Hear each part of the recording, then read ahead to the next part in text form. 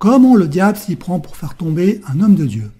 Ses premières armes sont l'argent, l'orgueil, la vie sentimentale et la quatrième c'est ce que nous allons voir dans cette vidéo. Je vais vous parler d'une petite histoire.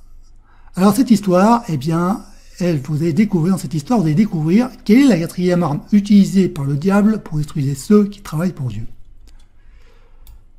Il y avait un pasteur dans une église qui avait du succès dans tout ce qu'il entreprenait. Il était en communion avec Dieu et marchait dans la sainteté, priant, jeûnant et lisant la Bible. Partout où il allait, son travail allait de l'avant. Beaucoup de personnes se convertissent et il y avait beaucoup de guérisons, de miracles, etc. dans cette église. Le diable, voyant cela, fit une réunion en enfer. Il envoya le premier démon, une belle femme pour séduire le pasteur. Elle dit au pasteur, je vais te voler. Dès que le pasteur comprit ce que voulait le démon, il se prépara pour ne pas se combattre. Il pria, jeûna, lut la Bible et son mariage fut fortifié et le démon s'en alla. Le diable convoqua une autre réunion et résolut d'envoyer un esprit d'avarice, afin de remplir les yeux du pasteur d'ambition matérielle. De nouveau le pasteur pria, jeûna, lut la Bible, sacrifia tout ce qu'il avait et le diable tomba à terre. Révolté, le diable envoya un esprit d'orgueil pour remplir le cœur du pasteur d'orgueil. Mais le pasteur pria, jeûna, lut la Bible et s'humilia devant Dieu. Et encore une fois, le diable ne put rien faire contre le pasteur. Le diable vit que toutes ses tentatives étaient vouées à l'échec. Irrité, il décida d'envoyer les 3 démons ensemble dans l'église du pasteur pour voir quelle erreur il allait commettre. Ils partirent donc pour l'étudier en marquant sous ses pas. Un jour, les 3 démons, voyant qu'ils ne trouvaient rien qu'ils puissent utiliser contre ce pasteur, virent un autre démon passer par cette église. Il était venu doucement avec des béquilles en ayant une apparence fatiguée. Les 3 démons commencèrent à l'embêter en disant « Hé, vieux fatigué, que fais-tu ici ?» Ils lui demandèrent son nom. Il regarda de côté et avec un sourire sarcastique, il dit « Mon nom, je suis l'esprit du temps. Et vous, que faites-vous ici ?» Un autre démon lui racontèrent leur mission et comment ils étaient vaincus jusqu'à présent. Et là, il dit aux 3 esprits, « Attendez que je vous dise quand vous devez agir. » Et il dit encore, « Ne soyez pas pressés, moi je sais comment travailler. » Et le démon agit avec subtilité. D'abord, il prit le temps de ce pasteur en remplissant son agenda de beaucoup de choses à faire. Ce pasteur n'eut plus le temps de jeûner et fut faible. Après, il prit le temps de ce pasteur à ne plus lire la Bible et il n'entendait plus la voix de Dieu. Et sans entendre la voix de Dieu, sa communion avec Dieu fut refroidie.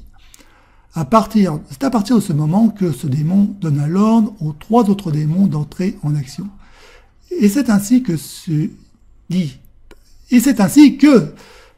pasteur tomba et fut vaincu. Le temps est la 4e arme utilisée par le diable pour refroidir votre foi lorsque nous ne persévérons pas. Souvent, il nous occupe beaucoup, parfois il crée en nous une fausse sensation de bien-être et fait en sorte que les luttes s'arrêtent durant un temps pour que nous prenions de mauvaises habitudes. C'est ainsi qu'il nous dérobe. Rappelle-toi toujours d'où tu viens, d'où Dieu t'a sorti et de ce qu'il a fait dans ta vie pour que tu puisses garder la foi. Le vainqueur n'est pas celui qui commence, mais celui qui termine. Pense à ceci. J'ai eu le courage d'envoyer ce message à ton prochain. Et toi, partage-le sur ton compte Facebook, partage-le sur YouTube, partage-le sur les réseaux sociaux. Si tu as le courage d'envoyer à d'autres personnes.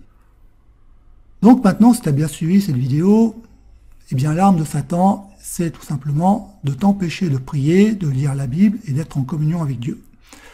Sachant que quand tu vas arrêter de prier, que quand tu vas arrêter de lire la Bible, que quand tu vas arrêter d'être en communion avec Dieu, lui va pouvoir agir pour te manipuler, pour faire croire que Dieu est toujours avec toi, mais en fait, il va te manipuler petit à petit pour te faire pécher. Et ensuite, pour qu'ensuite tu puisses, que tu ouvres des portes aux démons. Voilà. Voilà, malheureusement, en fait, j'ai vu un frère, je citerai pas le nom, Mais en fait, il était débordé, il était tellement débordé qu'il n'avait plus le temps de prier. Il n'avait plus le temps de prier, il n'avait plus le temps de lire sa Bible. Et c'est comme ça, en fait, qu'il est tombé. Parce qu'en fait, inconsciemment, il a ouvert des portes aux démons. Et là, ses problèmes ont commencé. Et depuis, plus de nouvelles de lui. Donc, souviens-toi que Satan, eh bien, il veut t'empêcher de prier, de lire ta Bible, d'être en communion avec le Seigneur.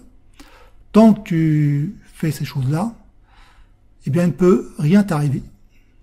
Même pendant les épreuves, même quand tout part en couille, Dieu va te fortifier, Dieu va te donner un esprit de force pour passer ces moments difficiles et être en paix. Mais par contre, si dans ces moments difficiles,